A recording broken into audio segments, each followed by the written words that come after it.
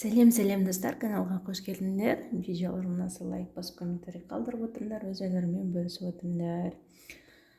Бүгін сендермен 6 сыныптың 38-ші 34-ші бетіндегі workbook жұмыс дәптерін орындайтын боламыз.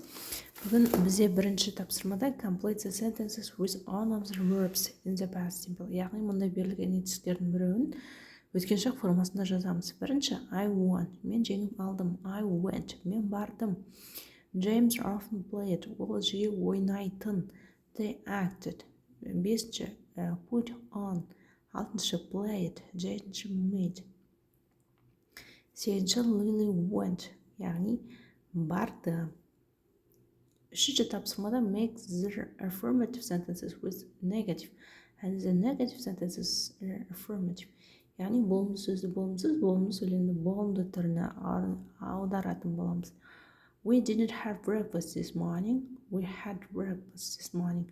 I went to the museum. I didn't go to the museum. He didn't play video games. He played video games.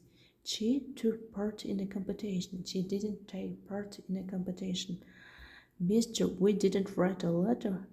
We wrote a letter. After they became very famous. They didn't become very famous. She didn't know my name. She knew my name. I met my friends. I didn't meet my friends. Келесі екінші тапсырмада reading, video games, яғни complete the sentences with the verbs in brackets to make new words. Яғни мұнда берілген сөздерден жаңа сөздер жасайтын боламыз. Who is the designer of the game? Яғни бұл ойынның дизайнері кім? That right has got a good imagination.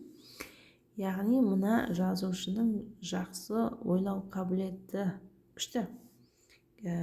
Үшінші, I like those video games. They're great entertainment. Төртінші, we can play the Sims for Super Mario World.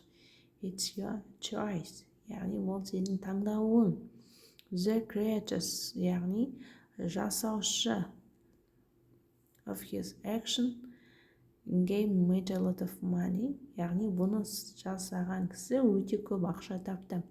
Алтыншы, have you got a good memory? Яғни сенің жақсы есте сақтау қабілетің бар ма? Жетінші, how many players can use that game? Яғни қанша ойыншы қолданды. Келесі төртінші тапсырмада complete the words in the sentence. Яғни сөздіктерді қайталайтын боламыз. Барлық есіңіздеріңізге түсіріңіздер. Сосын сол сөздерді жазып шығамыз. Anna isn't very tall. Аннаның бойы аласа емес. She is average height. Яғни оның бойы орташа. Is his hair curly? No, it isn't. It is straight. It's straight. Үшінші, I can't read this book. Яғни мен бұл кітапты оқи алмаймын. I need to wear my glasses.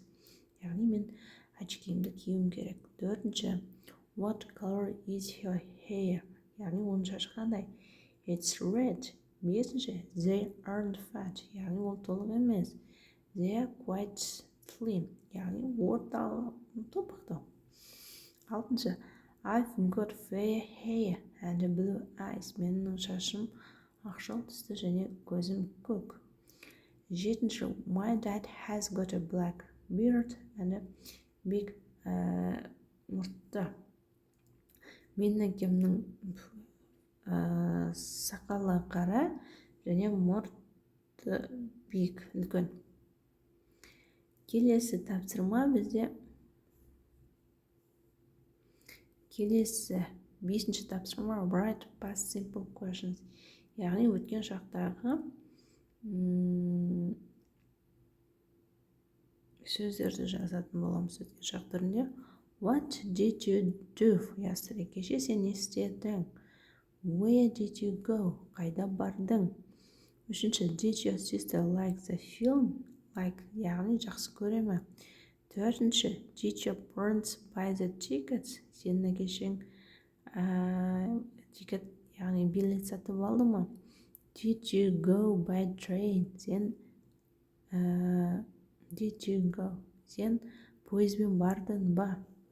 What time did they eat? Яғни олар қашан жеді? 7. Did your brother do his homework? Яғни сенің ағаң жұмыс дәптерін жасады ма? 8. When did you go to bed? Сен қашан ұйықтайсың? 9. Did you play volleyball yesterday? 10. Who did you see at school? Сен мектепте кімді көрдің? Келесі тапсырма бізде 6. тапсырма. Word the sentences to make a dialogue. Яғни диалог жасайтын боламыз. 1. Hi Wally, did you have a good weekend? Wally, сәлем, сен жақсы апта өткіздің ба? Яғни жақсы демалдың ба? 2. Not really, онша жақсы емес. I didn't do anything. Мен ештеңе істемедім. What did you do? I went to my friend's house to play computer games. It was brilliant. Яғни мен досымның үйіне барып компьютер ойын ойнадым. Бұл өте күшті болды. 4. That's cool. Ол керемет. Did you play all day? Сен күні бойы ойнадың ба?